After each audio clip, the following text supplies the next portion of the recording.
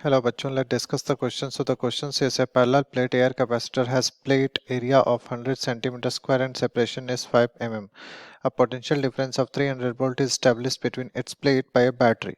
After disconnecting a battery, the space between the plate is filled by ebonite. K is equal to 2.6. Find out new potential difference between plate of the capacitor. First option is 115 volt, 120 volt, 110 volt and 125 volt. सबसे पहले हम यहाँ पे की concept देखते हैं कि की कॉन्सेप्ट हम क्या यूज़ करने वाले हैं। तो की कॉन्सेप्ट की बात करें तो की कॉन्सेप्ट जो हम यहाँ पे यूज़ करेंगे वो यूज़ करेंगे कि the potential difference between the plates difference between the plates is given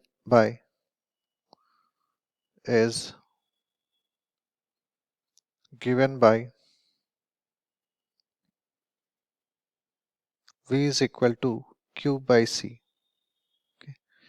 ये होता है आपका पोटेंशियल डिफरेंस। ठीक है, तो यहाँ से अगर हम लोग देखें तो इनिशियल कंडीशन में जब एयर रखा गया है तो पोटेंशियल क्या हो जाएगा, V1 will be nothing but Q और C की वैल्यू हमको पता है, this is epsilon A divided by D। Parallel plate के कंडीशन में ये होगा। ठीक है, सेकंड कंडीशन में जो है वो क्या कर रहे हैं, डाइलेक्ट्रिक डाल रहे हैं, तो हम लोग चार्ज तो चेंज नहीं कर रहे हैं, चार्ज उतना ही रहेगा। तो सेकंड कंडीशन में क्या बोल सकते हैं, V2 will be equal to Q divided by, जब हम डाइलेक्ट्रिक डालेंगे so it will become K times epsilon A divided by D।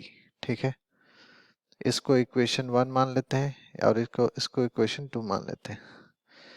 अब डिवाइडिंग इक्वेशन 1 बाय 2 अगर करें हम लोग, डिवाइडिंग इक्वेशन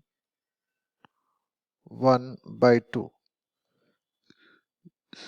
तो क्या हो जाएगा, V1 divided by V2 will be equal to, this will be given by Q divided by epsilon A by D and this is divided by Q divided by K times epsilon A divided by D। ठीक है, यहाँ से अगर देखें तो ये epsilon A by D cancel हो जाएगा, Q से Q कैंसिल हो जाएगा।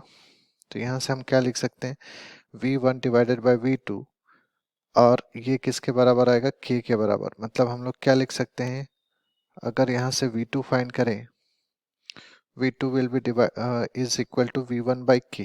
ठीक है, अब यहाँ से V1 की वैल्यू हमारे पास कितना है, 300 और K की वैल्यू कितनी है, 2.6। इसको कैलकुलेट करेंगे तो हमारे पास कितना आएगा, 105 वोल्ट। ठीक है, तो V2 की वैल्यू हमारे पास कितने, 115 volt. So the correct option will be option A, that is 115 volt। I hope you understood well।